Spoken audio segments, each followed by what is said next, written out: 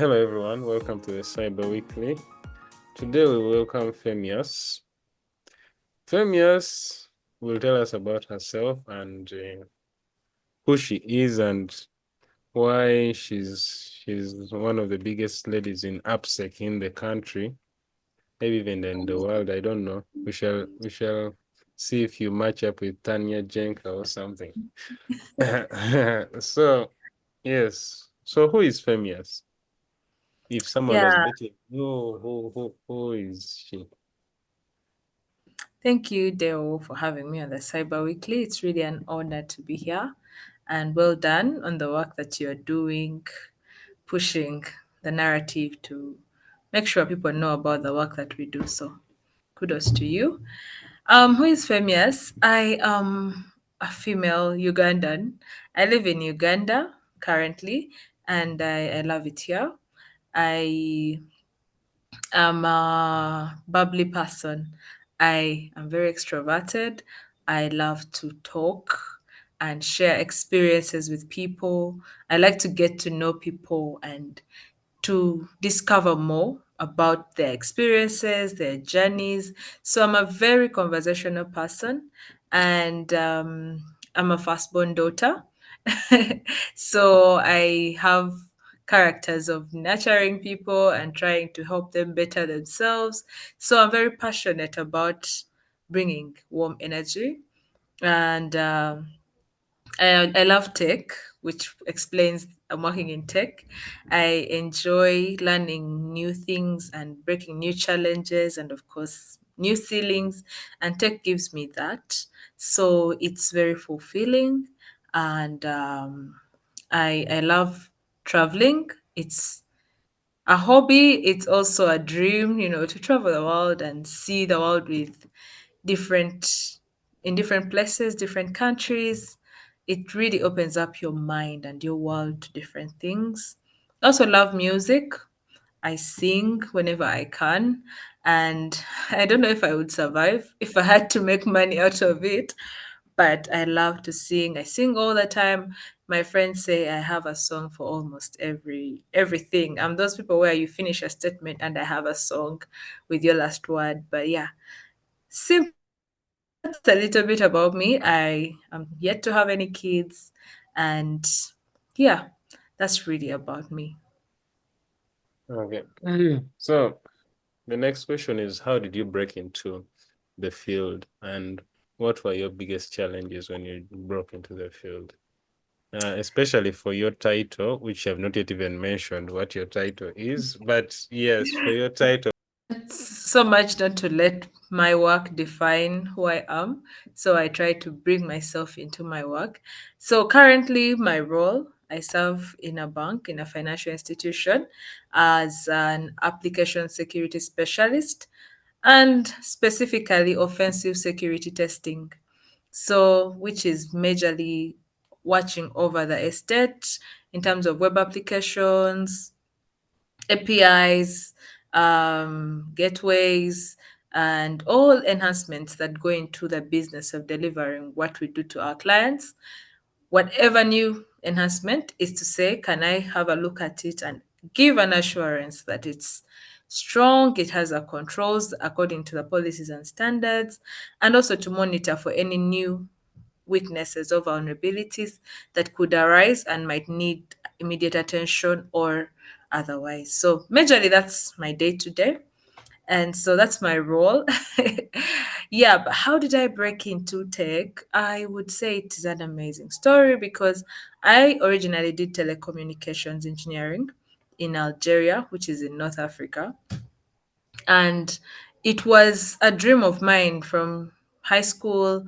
I did physics and math, and I thought I will be working in the biggest telecommunications company in Uganda or abroad because I always wanted to travel to a French speaking country, which explains I also speak French.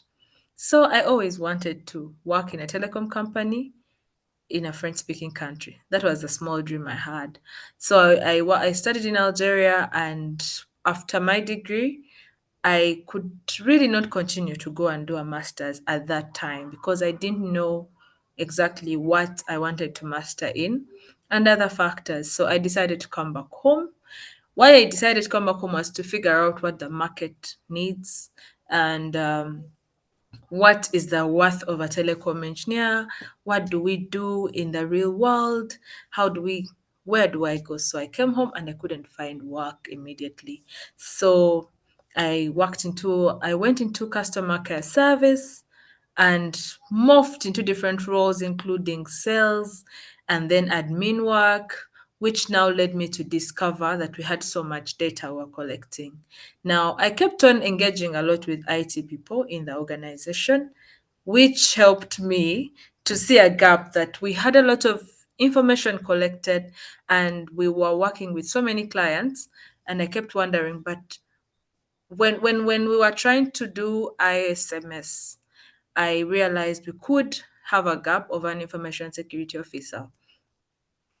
I had already started the journey of cybersecurity back in campus, when I was doing CCNA. I think people know what CCNA is.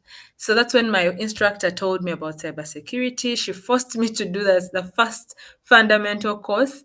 And she said, "Oh, you need to do this. I think it's a thing for the future and it will be good for you according to your character and everything." So I didn't give it much thought, but I did it.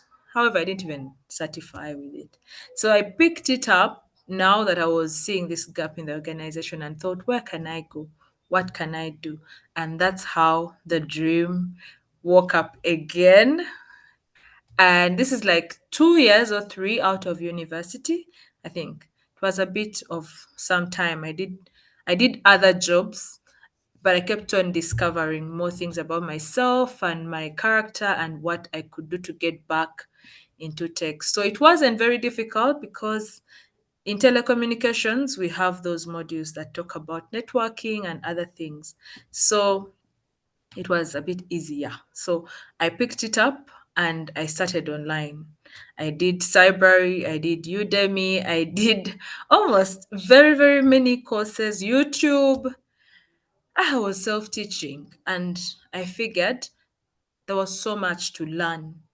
Of course, there was so much because cybersecurity covers everything.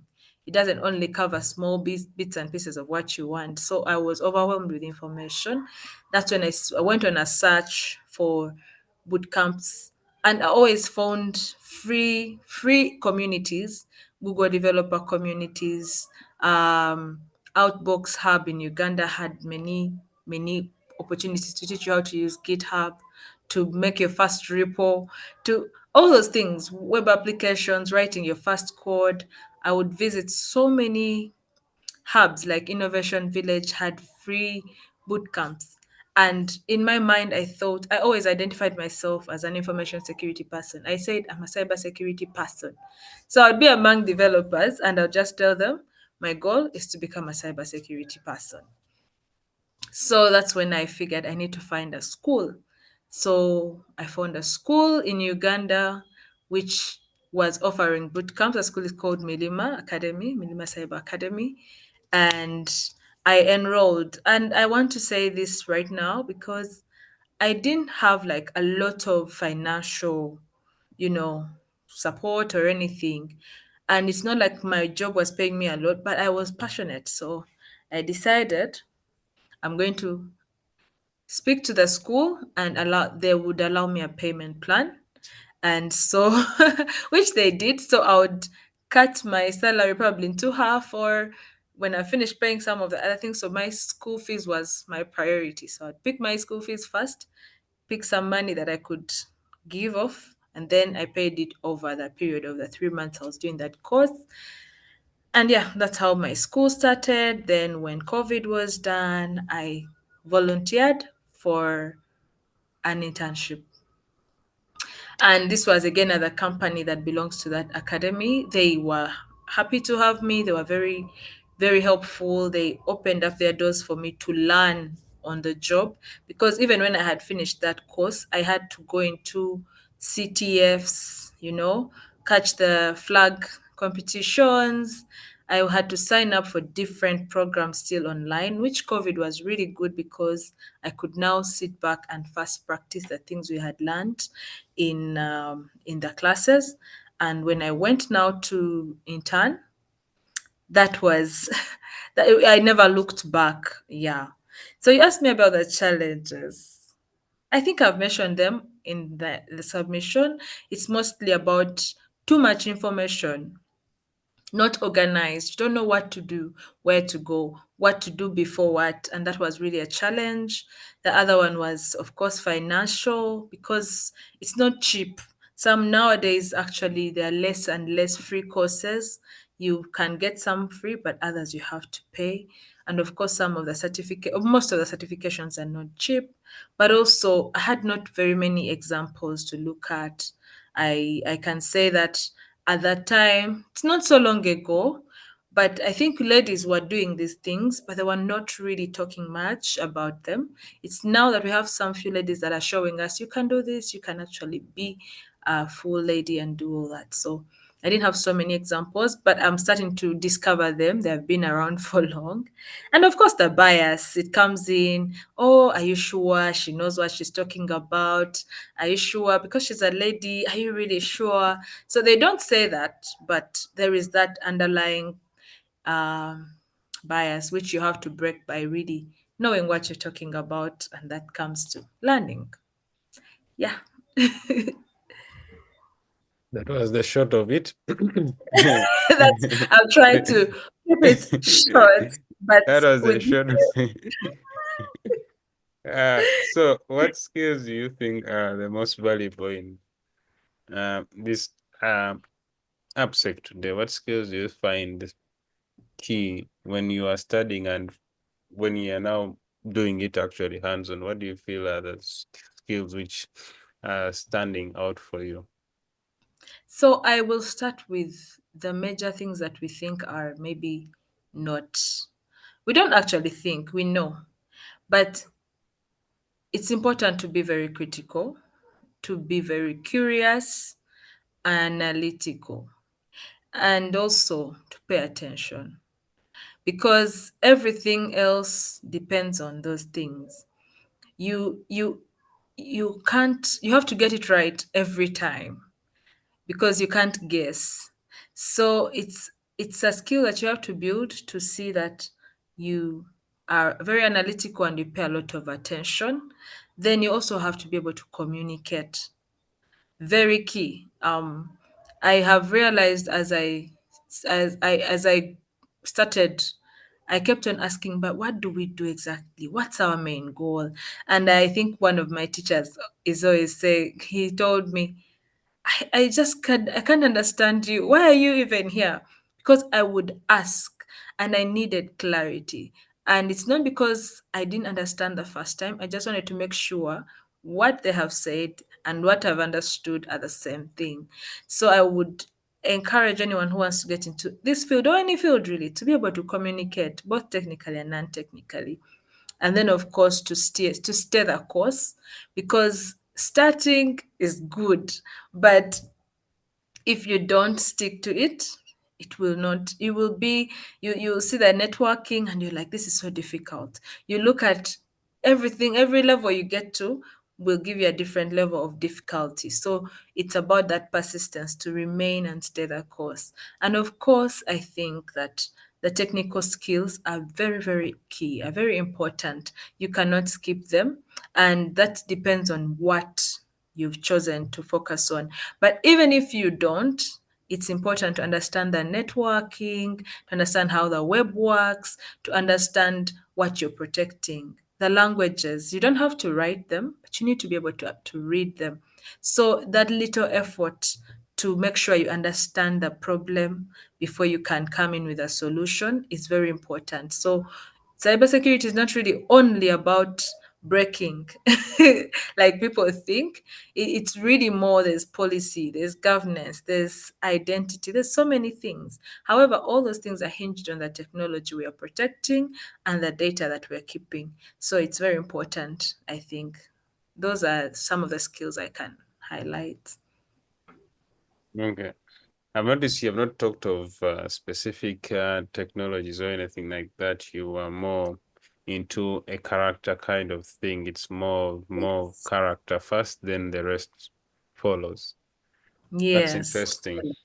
So totally. what are Because Hmm. Everything can be learned. All solution systems and different things, you can learn them. Yeah. Okay. So what are the most common vulnerabilities you see in web or mobile app? Yeah. So web applications, mobile applications, I think people need to understand that um we interface with this every day, and APIs as well. And it's very easy to get used to. Oh, I enter my password and my username, I should be good to go. But one of the biggest issues we find are broken authentication and access control. And this is because we look at it on the surface, and yet this is one of the gold mines for any bad actor. So whenever you are creating an application or assessing an application, authentication and access control is it's like the gateway. So that is one of the major flaws we find. Security misconfigurations is another one, especially with headers, because we also deem them nothing is going to happen. The application is working, so you may miss to put maybe a content security header, content security policy. Your HTTP headers are not, or you've not put a certificate, an SSL certificate, things which are very obvious, or other misconfigurations as well. You have many. Also, another issue we find is sensitive information exposure, I could say. Like you find the names of underlying software very easy to find, maybe on an error page, maybe on a page that you're not rendering, but you have left there the name and the version of the server that you're using. So there's a lot of information exposure in very many applications. We also have a lot of people using vulnerable or outdated software, like libraries, dependencies, and these are things that we could easily do away with, but we pick them a lot in very many applications. We also have at times when you find someone has left commented out code, like I think if I would call them bad coding practices. I'm not sure what to call it. There has to be a name for it, but things like leaving commented out code in your application, or maybe you have left hard coded passwords in there. Those are very critical. Yeah, so we find those a lot, and I think they are among the top recurring weaknesses we find. Yeah. Interesting. I realized you are rotating around the OWASP top 10, and yes, that's an Yeah, interesting way. because Yeah. it is, and you see the other thing is we find so many times that people are going to put in the right tools, the right firewalls, they have maybe a WAF, but then the small things that are easy to actually, I don't like saying quick wins, but there could be quick wins. We usually ignore them, and so they're Yeah. usually the commonest ones. And the most complicated ones, like injections, stuff like that, might not be very obvious, but people put in some time for those, because you will always test and you find they have covered those parts, but they're commonest and they're always recurring. Yeah. Okay. So when it comes to that, we need to look at things like the WASP top 10, and then we look through and then we'll be like, okay, have we ruled out this and this? And then we also look at other things concerning the different attacks. Is that like a methodology? I'm trying to look for like a way of, if someone is simplifying their work and they are saying, okay, I've developed an application, so what steps Mm, should I take in order to, you know, avoid it being yeah. attacked? How would Yes, you recommend? it really, really helps you to have a clear plan and to cover your tracks on almost all fronts, because this OWASP 10 is and very many scenarios over a long period of time. So this means that they have picked this in very many applications and they have picked them over and over again over a long period of time. And they have decided that if someone can cover A, B, C, and D in their application, they'll probably avert the most common most common weaknesses of web applications. So yeah, you would, if you have that as your plan and you say, okay, I've finished this, I've finished that, until you finish all the 10 weaknesses and you give to a pen tester, they would probably pick nothing. Yeah, but I don't Yeah. think our developers will do that. So more work for you. Yeah, more work for us. So, what are your go-to tools when it comes to testing applications? If someone is beginning, if you're Yes. looking at open source and a commercial, where would someone start from? Yeah. For someone who is starting as a person trying to learn how to test for tools, there's so many free platforms, but the best thing to learn from is Kali Linux, and it has inbuilt tools for you to test with and to try on things, to even configure, like if you want to test something or you want to put in a new tool or a new configuration. Kali Linux, if one learns how to use it, they'll be able to do a lot of testing for web applications and mobile applications, because you can be able to configure things like Metasploit in there. You can use, for example, if you want to learn how to fish, how to test the people element, you can use the social engineering toolkit within there. You have the harvester, for example, within that. You have so many tools that you can configure in there. Now, when it comes to maybe testing APIs, or even running a scan, you have Babsuit.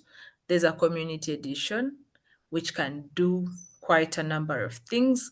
And if you are lucky to have a budget, you can have a enterprise one, Commercial. which, yeah, the commercial one, which will do both for APIs and for web applications. Then you also have the OWASP app, which is also free, right? Yeah, you have to, like in OWASP app, you can also do a lot of fuzzing. You can do quite a couple of things in there, and you can test for all injections, especially when you're beginning, because you're trying to learn the concept, but also you want to learn tools that you can easily access, right? So of course, very many other tools like ImmuniWeb, they exist, but some of them have a free you can run a free test for a certain period of time, but then you have to pay maybe for the next one. But those three, for anyone who is starting, if you learn your Kali very well and you can run your own environment, of course, you need to learn tools like Postman for APIs as well. Like you need to be able to see what you're testing to support your testing, yeah. But in terms of assessing, if you learn your Kali, you have your Babsuit Enterprise, you can go to the Web Academy. I think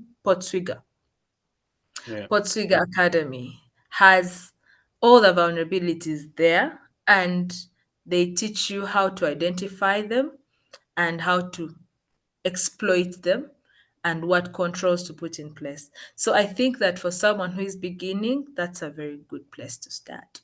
And the academy is also free. Yeah. Yeah. Speaking of, when it comes to reviewing the processes Yeah. of the applications, what are the actually, I've already talked about them. Security flaws which are there. Um, let's go to the next one. Seems Yeah. I'm a very poor listener at this point because I'm supposed to pick up on that.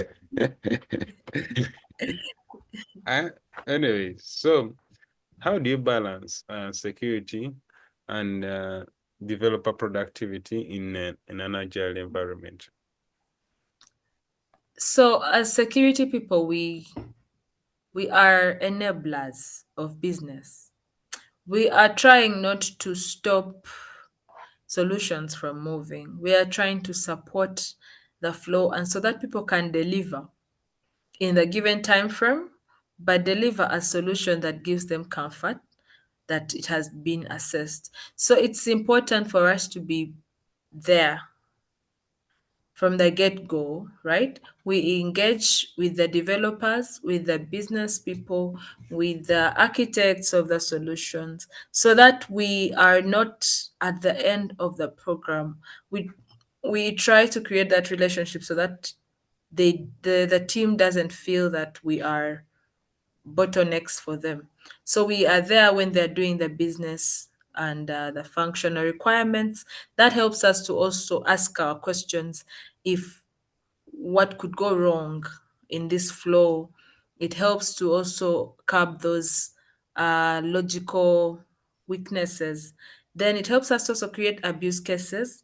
So we try to alert the developer, oh, if this could, if we can use this tool for this, then also a malicious person could use it for that. So we try to be there in that process.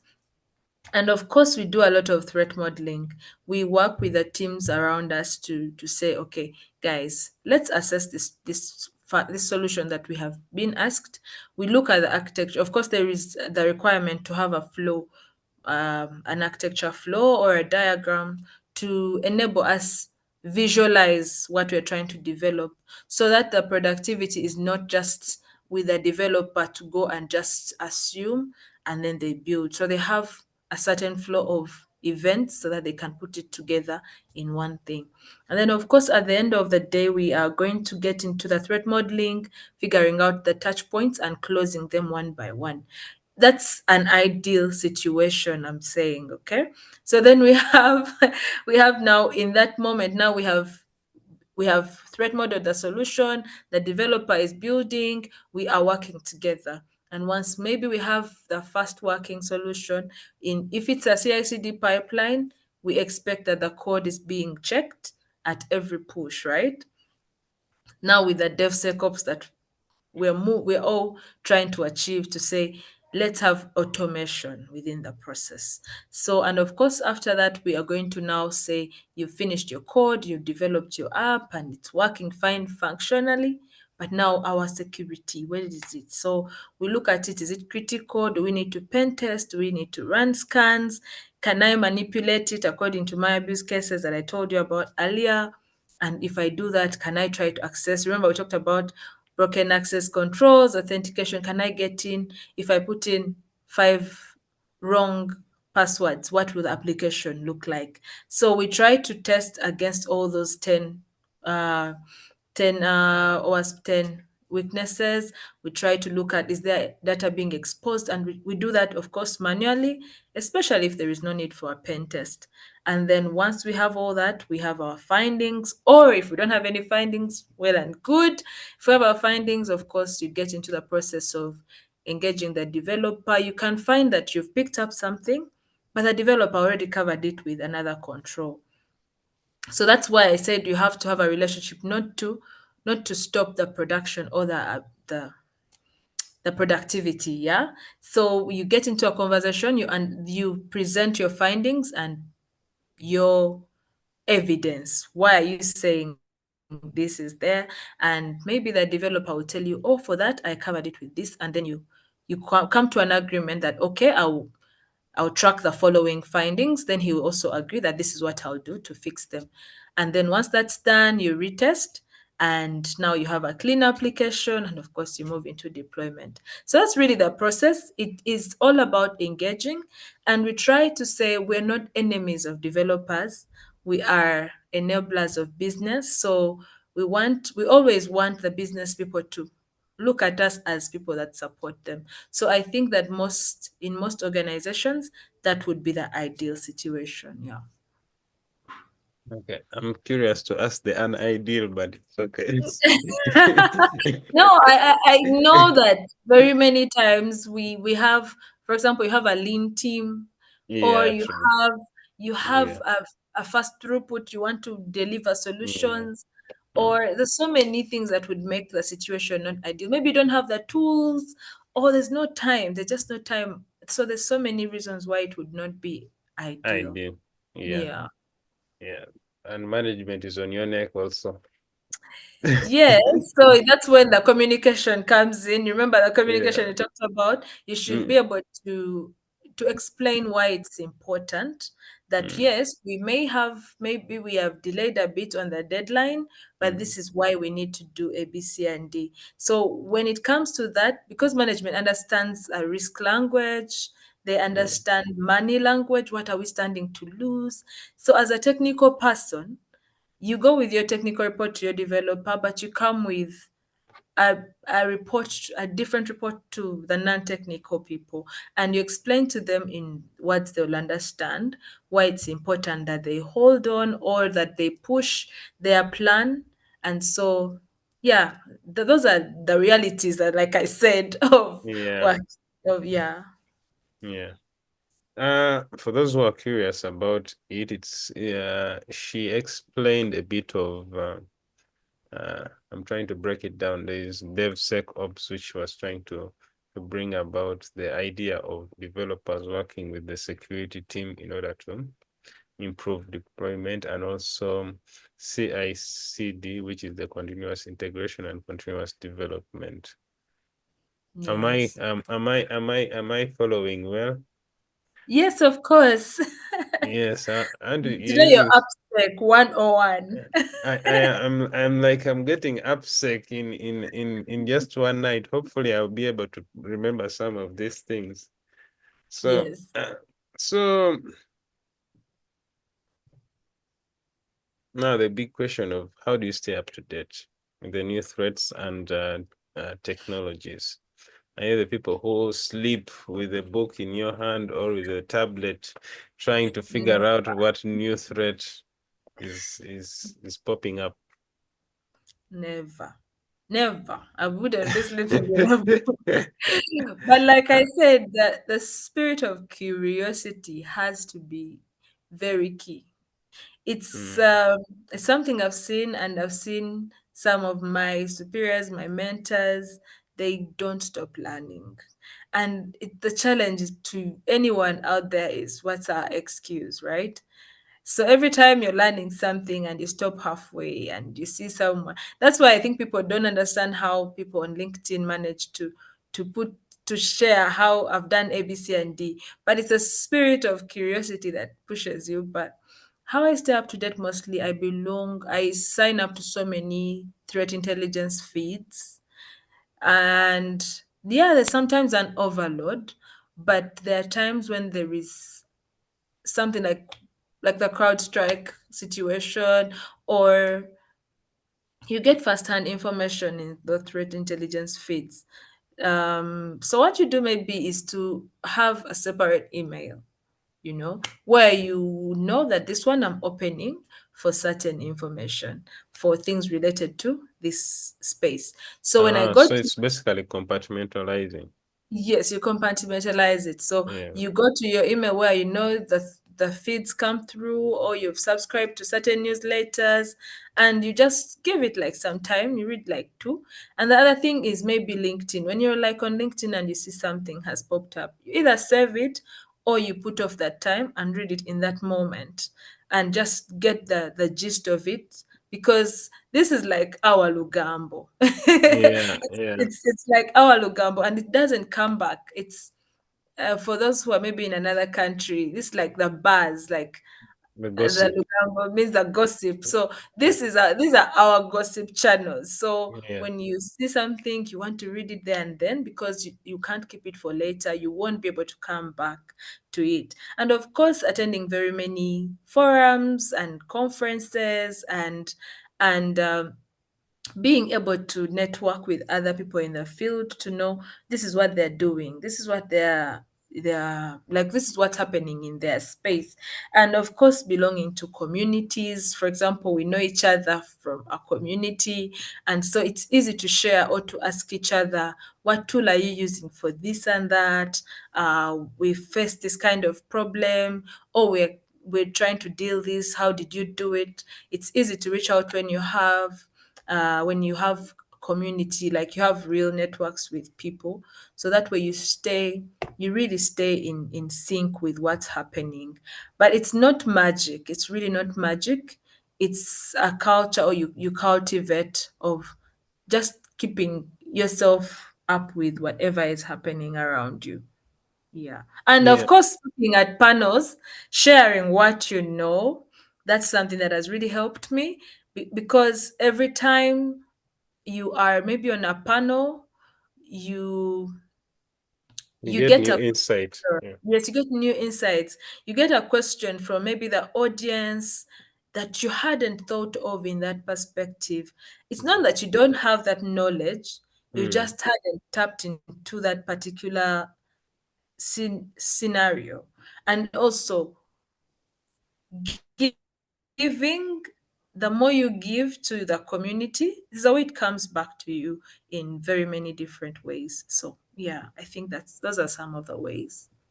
I have one big vice when it comes to getting that information, because now a good example would be a podcast. You go and look at the podcast, it's 2 hours. You're like, good Lord.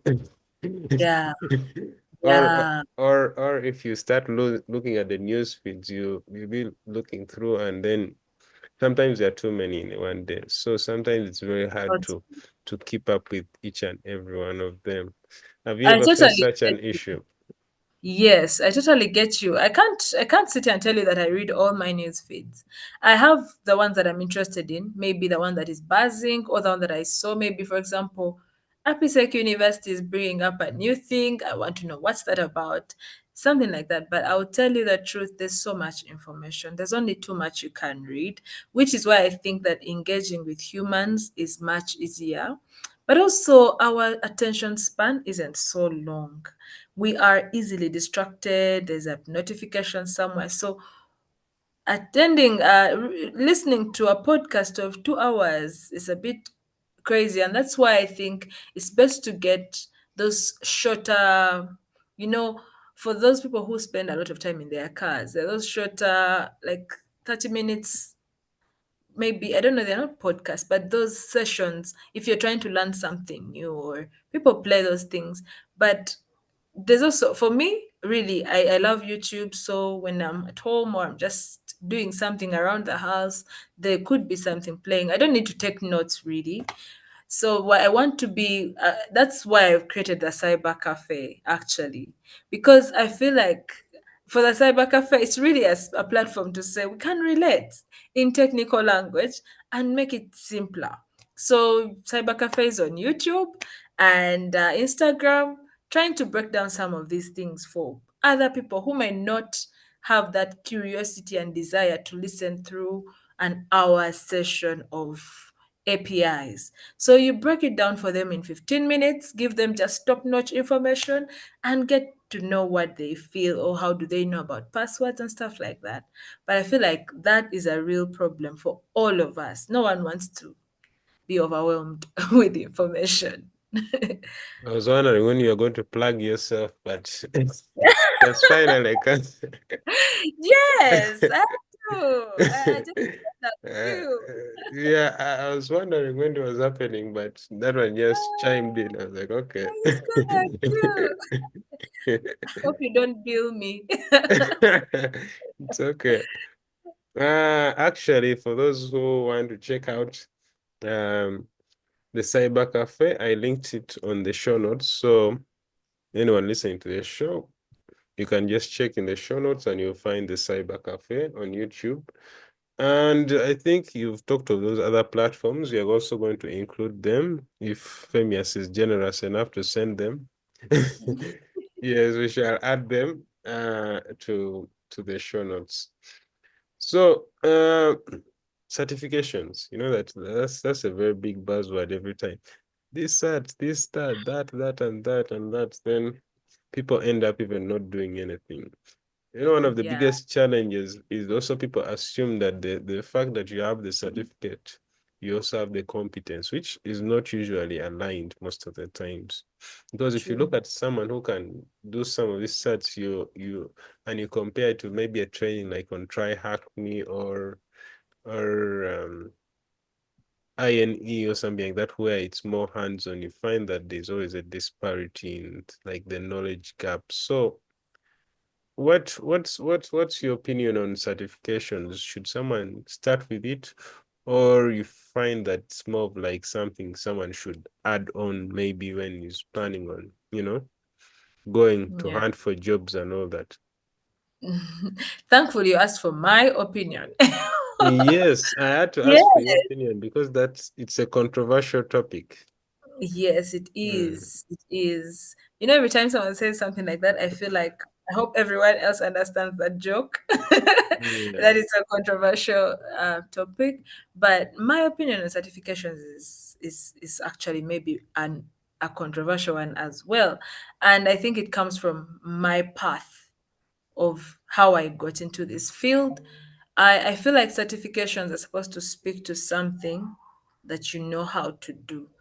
You know, you say, I know how to do A, B, C, and D. This certifies that I can do it. So I think that one for someone to go ahead and do a certification, it should be of something they have really they feel like they have done the work to master, to be able to deliver.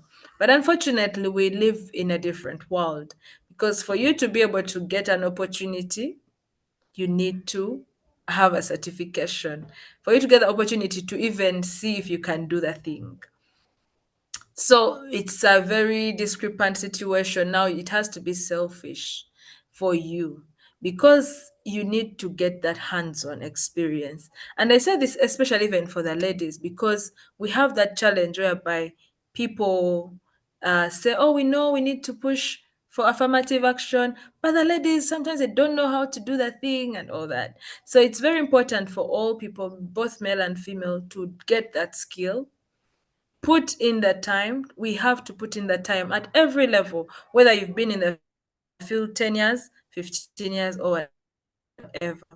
Then now when you start feeling that comfort, it's good for you, of course, as you go along, because the thing is, you get credibility with these certifications. They are a mark to show for before you enter a room, no one knows, right? So there's some of these certifications, they go before you. So unfortunately, it's a dynamic. So you need to be able to prove what you have on your certifications. Otherwise, you start getting into imposter syndrome and all that. However, if someone is starting, I would encourage them to first focus on getting the thing. Focus on getting into the INE, getting into Try Hack Me, Hack the Box, get that confidence, because the certifications are also not cheap. They're not cheap. So you need to balance it out, and also start with the ones that really speak more to what you want to do. For example, I'm in AppSec. I would do maybe an AppSec certification, for example. In this case, maybe a certification of application security engineer from maybe EC Council, right? And then I could now move into certified network defender, or I could move in, like, you keep growing before you do CEH. I think CEH actually has a requirement of 5 years experience, and it's something people don't usually say, but it's not cheap. So if you are 1 year into the field and you want to go do CEH, it's a lot of money for you to go and do CEH. Maybe you could start with fundamentals, go into maybe do CompTIA security, you know. So as you do the thing on the practical side, also you add on that, you find the certification. So there are entry level certifications, there are middle level, and then as you go. So it's important that you do at least one at entry level, or you do two at entry level, then you do one in middle level. Then you go back, do one more, and then as you alternate like that. But it's important to Oh, know the levels, so you don't just do only entry level certifications. Yeah. uh, so you're saying that do entry level, intermediary, and advanced. Yes, as you add the practical side, because it's really sad to find someone who has a bag of certifications that can't do the thing. And being mad at people who can do the thing and they get into the room because they don't have the certifications, it doesn't help you. So You will be sad with your bag of certifications and you've spent money, but you didn't get the actual thing. So you do yourself justice, spend time in the gutters, get the thing, the practical work, I mean, and then keep adding on those certifications, alternating. Yeah, because that's what shows progress. Well, thank you, Famious. Uh, Thank you for having me. yeah, yeah. So I wanted to debate on that, but I said, okay, let me keep quiet. She's the guest for today. I'll It's meet her my somewhere. opinion. I'll meet her My in the controversial corner, then opinion. we shall fight there. It's my controversial opinion. But whoever So, wants to take it up with me, please inbox me on yeah. LinkedIn. On the cyber cafe, just go in the comment Yes. section and yeah. So, any parting shots? My parting shots is for anyone out there who is maybe contemplating starting a tech career. It doesn't have to be cyber. It can be anything new. Maybe it's you're trying to get into data analysis or something else. Just start, like get going. And first of course, evaluate your passions and your personality, your strengths, but also understand why you want to do that thing and get it started. Because time is really your ally if you use it. Otherwise, if you don't, you look back on it and be sad or mad about the time you've lost. Then the other thing is to really take care of yourself, because burnout is real, getting tired is real. So rest is very, very important. I say that also to myself. It's important that You, we you we are rest. reminding yourself. Yes, it's important that we rest. It's important that we take care of our mental health. It's important that you balance and do some good exercise and have good friends, have a life probably off your desk so that you can have a balanced life. You don't want to reach at the end of the road and you're that person who has just seated on your computer and you your legacy is just in web applications that no one even remembers of the vulnerabilities you had picked up. So I think it's very important to have good friends, show up for your friends and your family because they really fuel the rest of your journey as you go to work and all that stuff. So they're very important as well. And believe in your God. Give that part of your life also time, yeah, because everything else might will pass away. So it's very important that you cultivate that other side of your life as well. Thank you. Thank you, Famias. If you've liked what you have been hearing, then you can listen more um, on the Cyber Cafe. So otherwise, thank you, Famias. And I'm sure people would want to know more about you, so they should check you out on LinkedIn. And Yeah, what you're doing with the Cyber Cafe is really big, and I'm sure it's going to blow up sooner or later. And the level of, I have been watching it because I'm looking at potential competitors in the future. I'm doing my wow. I'm doing my OSINT very well. So the cyber cafe will be our next big competitor in the country when it comes to talking about cybersecurity, because I like the way she's bringing it up, short videos, and the aspect of bringing it down to earth to the common man, which is something which is really unique. And I feel like we have less of that. Sometimes we overcomplicate terminologies and then we kind of lose out on people. And Mhm. people have no uh, it's like what you said in the beginning. You said we have, when you are beginning, you had very few mentors or people to talk to concerning cybersecurity. So Yeah, if we have more people in the playing field and showing up, putting it on YouTube, on all those platforms, at least it gives people more opportunity to actually know about the field and also get inspired. And true. That's the purpose of the Cyber Cafe. That's the purpose of the Yeah. Cyber Weekly. So we are pushing. We are You've put it pushing. well. Yeah, we are pushing, and we are trying to help as many as we can learn Yes. about the field. So this has been all about AppSec. We are going to have another guest next week talking about something else, IT risk, if I'm not mistaken, and data privacy. So stay tuned and have a good one. Right. Bye.